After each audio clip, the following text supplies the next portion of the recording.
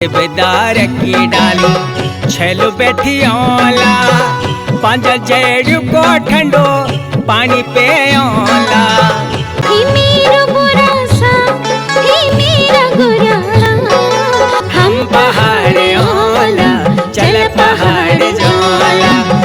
जय हिमालय जय भारत। संसार भर में हिमालयी लोग यूट्यूब चैनल देख रहे आप सभी का स्वागत है और मैं हूं डॉक्टर हरीश चंद्र लखेड़ा।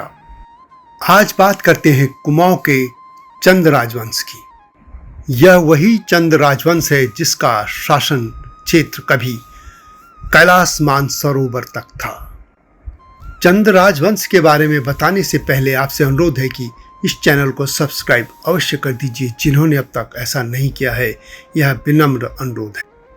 उत्तराखंड में दो मंडल हैं, गढ़वाल और कुमाऊं। कभी इन पर अलग अलग राजवंश राज करते थे। उत्तराखंड में कार्तिकेय राजवंश और कत्यूरी राजवंश के विघटन के बाद गढ़वाल में पंवार और कुमाऊं में चंदों का राज शुरू हुआ था। कुमाऊं के चंद राजवंश को लेकर कुमाऊं केसी बद्रीनाथ पांडे जी अपनी पुस्तक कुमाऊं का इतिहास में लिखते हैं कि सोमचंद का राज्याभिषेक 700 ईस्वी के आसपास हुआ था। वे सोमचंद को ही चंद वंश का संस्थापक मानते हैं। हालांकि इतिहासकार चंद राजवंश की शुरुआत 1019 से 1021 के आसपास मानते हैं। कुछ इतिहासकार चंद वंश की स्थापना का श्रेय थोरचंद को भी देते हैं। पांडे जी लिखते हैं कि चंद कब आए, कैसे आए और कहाँ से आए, इन विषयों को लेकर अनेक बातें प्रचलित हैं। वे लिखते हैं कि फ्रेजर ने सन 1813 में एक रिपोर्ट कुमाऊं के बारे में लिख कर दी थी जिसमें कहा गया था कि चंद राजवंश के पहले राजा थोहरचंद थे जो 16 या 17 वर्ष की अवस्था में यहाँ आए थे। उनके 3 पुस्त बाद कोई उत्तराधिकारी न रहने से थोहरचंद या थोरचंद के चाचा की संतान में से ज्ञानचंद नाम के राजा यहाँ आए, यानी कुमाऊं में आए थे। इस तरह थोहरचंद कुमाऊं में सन 1261 में आए और ज्ञानचंद 1374 में गद्दी पर बैठे। ये कथा यह भी है कि थोरचंद अपने कुछ आयुधजीवी साथियों के साथ झूसी से पश्चिमी नेपाल पहुंचे और वहां के राजा कालचक्र के अधीन नौकरी करने लगे एवं उनके विश्वास पात्र बन गए। 1223 में जब क्राचल ने मानस भूमि यानी कुमाऊं पर आक्रमण किया तो उन्हीं के साथ थोरचंद भी आए थे और उन्होंने चंपावत में कूर्माचल यानी कानदेव पहाड़ी के पास अपना छोटा सा राज्य स्थापित किया था। लेकिन क्राचल के मांडलिकों की सूची में थोरचंद का नाम कहीं नहीं मिलता है। उनके जो मांडलिक हैं उनमें विनयचंद्र और वाद्यचंद्र मांडलिकों के नाम के अंत में चंद्र मिलता है, न कि चंद।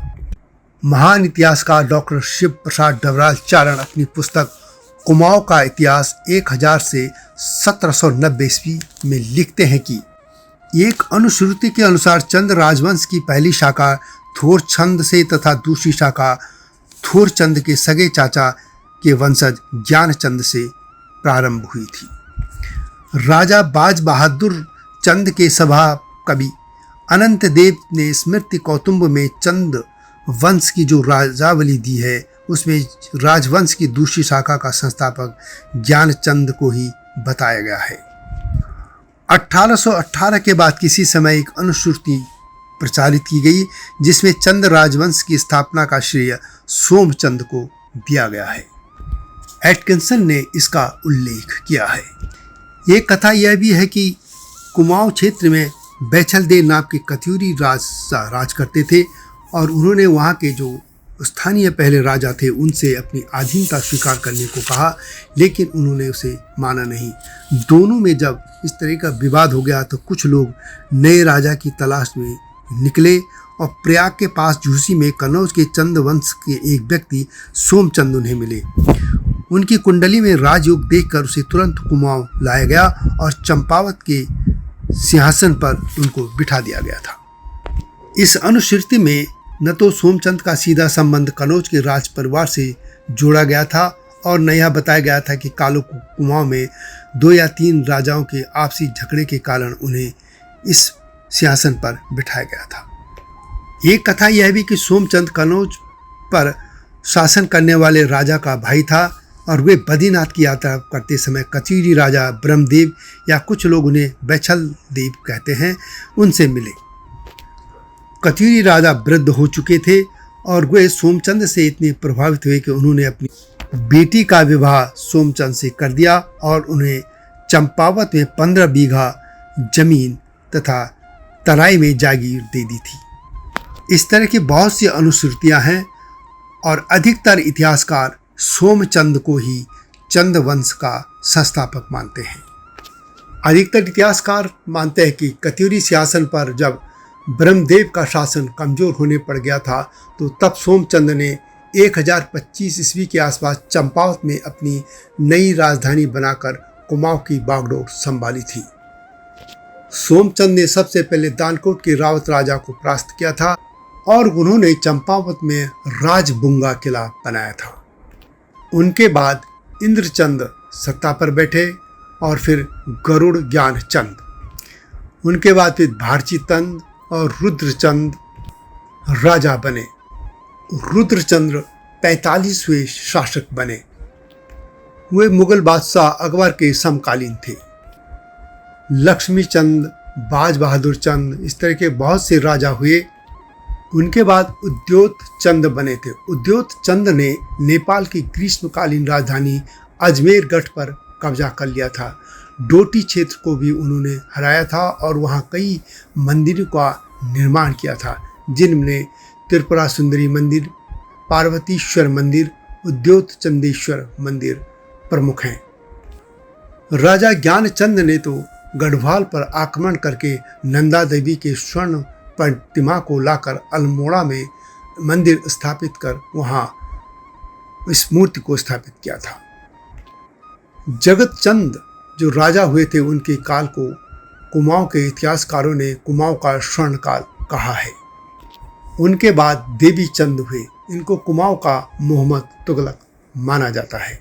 इस कड़ी में बहुत से नाम आते हैं और अंतिम जो इनके राजा थे वे थे महेंद्र चंद। वैसे चंद राजवंश की कई राजवंशावलियां मिलती हैं, जिनमें राजाओं के अलग अलग नाम भी मिलते हैं। चंदों के शासनकाल में कुमाऊं की प्रजा ने विद्रोह भी किया था। चंद राजावलियों के अनुसार वीणा चंद की मृत्यु होने पर वहाँ की खस प्रजा ने चंदों के शासन का जुआ तोड़ फेंका और अपने स्वतंत्र राज्य की स्थापना कर दी थी। इस तरह लगभग 213 साल तक वहाँ पर चंदों का शासन नहीं रहा। बाद में जब वहाँ की प्रजा भी खसों के शासन से दुखी हो गई, उकता गई, तो उन्होंने अपने प्रदेश पर शासन के लिए किसी नए राजा को लाने का संकल्प किया था। और इस तरह सौन खड़ायत नामक व्यक्ति ने सुझाव दिया कि विगत 5वें चंद राजा संसार चंद के संबंधी वीर चंद को माल से लाकर राजा बनाया जाए, क्योंकि ये सभी माल यानी तराई की तरफ चले गए थे। बाद में वीर चंद को लाया गया और उन्होंने चंपावत कोट को राजधानी बनाकर आसपास के क्षेत्र पर शासन प्रारंभ किया था। उन्होंने सन 1065 से 1080 तक, या ये भी कह सकते हैं कि 1010 से 1023 तक शासन किया था। ये अलग अलग तिथियां अलग अलग इतिहासकार बताते हैं। चंद वंश के 8वें राजा थे वीणाचंद और उनकी मृत्यु के 2 सदी पश्चात यानी 200 साल बाद वीरचंद को राजा बताया गया है। चंद वंश की बात की कहानियों में आपसी द्वंद्व, द्वेष और छल कपट की गाथाएं भी मिलती हैं और इसी कारण हरकदेव जोशी ने गढ़नरेश के पुत्र प्रद्युम्न शाह को प्रद्युम्न चंद के नाम से कुछ समय तक कुमाऊं का राजपाट भी सौंप दिया था। हालांकि बाद में प्रद्युम्न शाह अपने गढ़वाल लौट गए थे। चंद नरेशों में मोहन चंद्र और उनके साथी लाल सिंह, महेंद्र चंद आदि का जोशियों से जो संघर्ष चला था, उसका नतीजा यह हुआ कि गोरखों ने कुमाऊं पर कब्जा कर लिया था। हरकदेव जोशी के बुलाने पर गोरखों ने कुमाऊं पर हमला किया और चंदों को हराकर उन्होंने कुमाऊं को अपने कब्जे में ले लिया था और बाद में उन्होंने गढ़वाल को भी हराकर अपने कब्जे में ले लिया था। और इस तरह चंद वंश यहीं पर नष्ट हो गया, उनका विनाश हो गया था। चंद वंश के अंतिम राजा थे महेंद्र चंद्र, और उसके बाद जब गोरखों का शासन आया और उनके बाद फिर अंग्रेजों का शासन आया और बाद में जब भारत आज़ाद हुआ तो कुमाऊं रियासत जो कि पहले ही ब्रिटिश शासन में मिला दी गई थी, वह भारत का हिस्सा बन गया था। तो यह थी कुमाऊं के चंद राजाओं की गाथा। वीडियो कैसे लगी कमेंट में अवश्य लिखें। इस तरह की गाथाओं के साथ आपके सामने आता रहूँगा। प्रतीक्षा कीजिए नई वीडियो की। तब तक जय हिमालय, जय भारत। हिमालय पे पेड़ हो तो गीत गाएंगी नदियाँ, गीत गाएंगी नदियाँ। पेड़ों पे चिड़िया है तो गीत गाएंगी नदियाँ, पेड़ों पे चिड़िया है तो गीत गाएंगी नदियाँ। माँ की लोरी जैसे होते हैं नदियों के गीत।